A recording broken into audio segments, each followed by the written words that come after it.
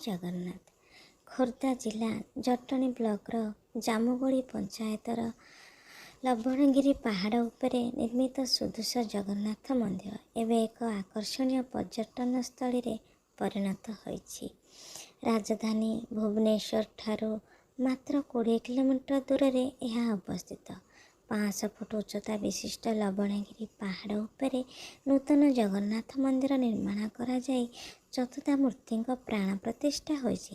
ଏହି ସ୍ଥାନରେ ଶ୍ରୀ ଜଗନ୍ନାଥଙ୍କ ମନ୍ଦିର ବ୍ୟତୀତ ପ୍ରଭୁ ଲବଣେଶ୍ୱର, ଶ୍ରୀ ହନୁମାନ, ମା ଲକ୍ଷ୍ମୀ, ମା ବିମଳାଙ୍କ ମନ୍ଦିର ମଧ୍ୟ ରହିଛି।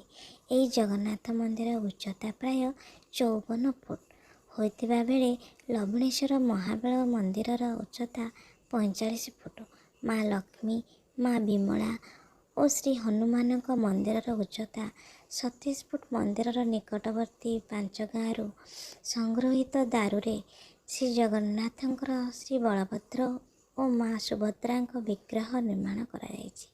ସମ୍ରାଟ ଅଶୋକଙ୍କ କଳିଙ୍ଗ ଯୁଦ୍ଧ ସମୟରେ ଏହି ପାହାଡ଼ ଉପରେ କାଳପଦ୍ମ ନାମ ବିଶ୍ରାମ ନେଉଥିଲେ।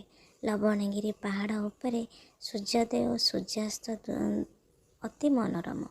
ଲବଣଗିରି ପାହାଡ଼ ଉପରୁ ଧଉଳିଗିରି, ଖଣ୍ଡଗିରି, ରଙ୍ଗୁଆ ନଦୀର ସୌନ୍ଦର୍ଯ୍ୟ ପର୍ଯ୍ୟଟନକୁ ଆକର୍ଷିତ କରିଥାଏ। ଖୋର୍ଦ୍ଧା ଜିଲ୍ଲା ଜଟଣୀ ଠାରୁ 17 କିଲୋମିଟର ଦୂରରେ ଏହି ମନ୍ଦିର ଅବସ୍ଥିତ।